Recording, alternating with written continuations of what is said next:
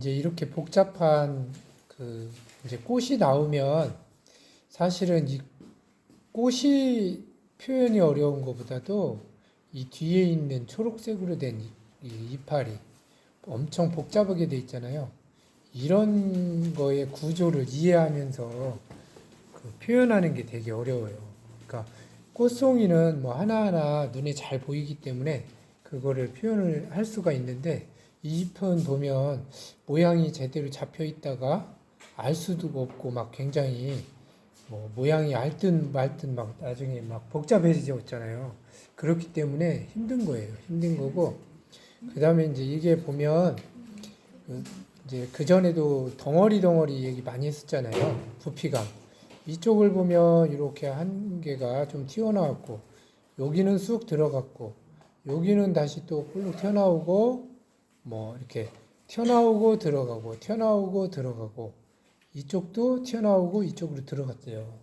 이것처럼 이 풀이든 꽃이든 이런 것들이 무더기가 이렇게 울퉁불퉁해져요. 그 안에 이제 어떤 줄기는 잘 보이고 어떤 이파리는 일부분이 잘 보이고 어떤 것은 알 수가 없고 막 이런 식으로 돼 있죠.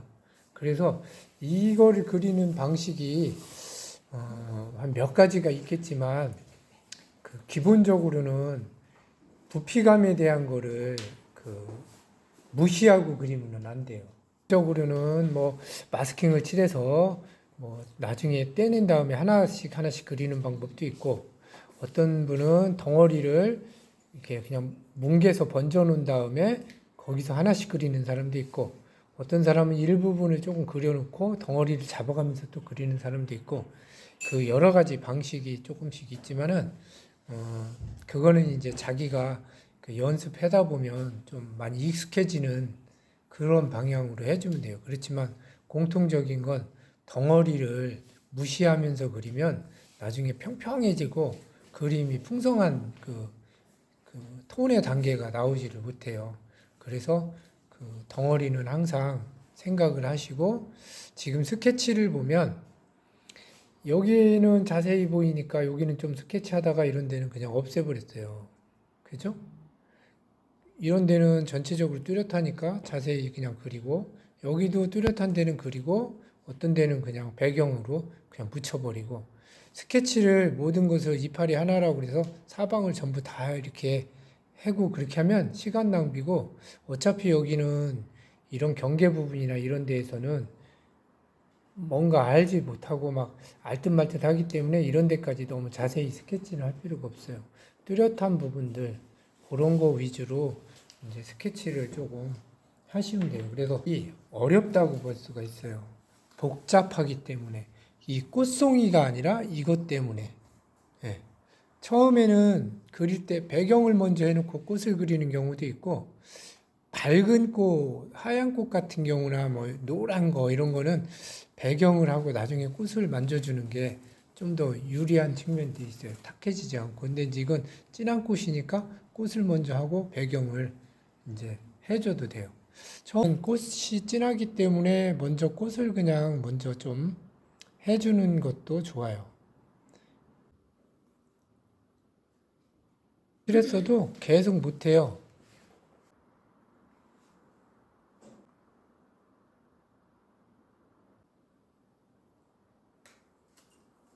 데서만 딱 멈출 수 있도록 해줘야 돼요. 네, 일부분만 이렇게 조금 표현지죠. 작은 것만 잘못해도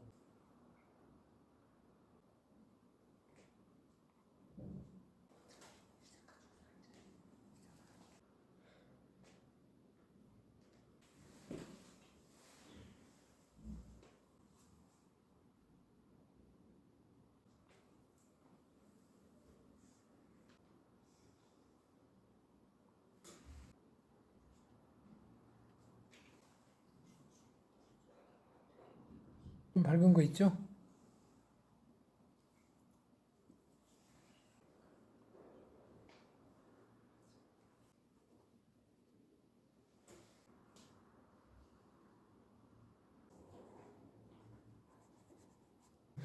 요란하지가 않죠.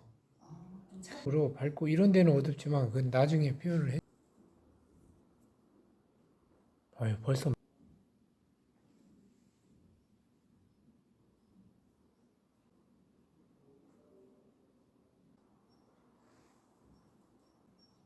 여기는 그냥 이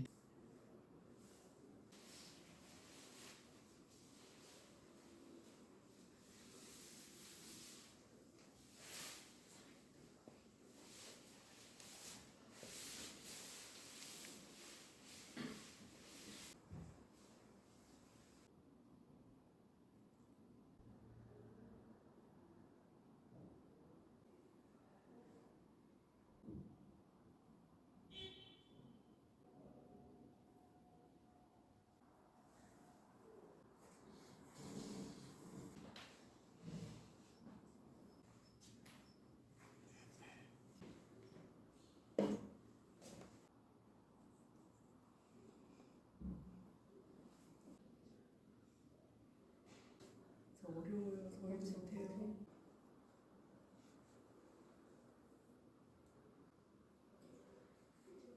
있잖아요. 그런 것들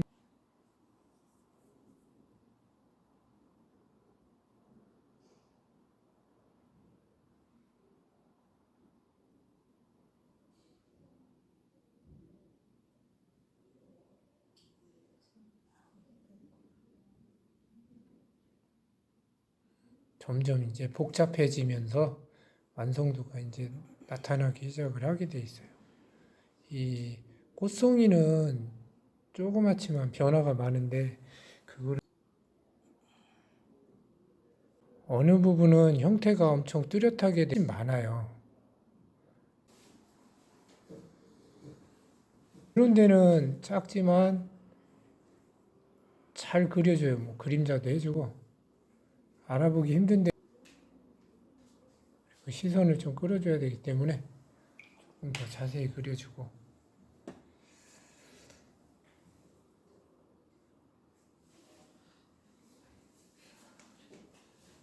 네. 시간이 너무 없어가지고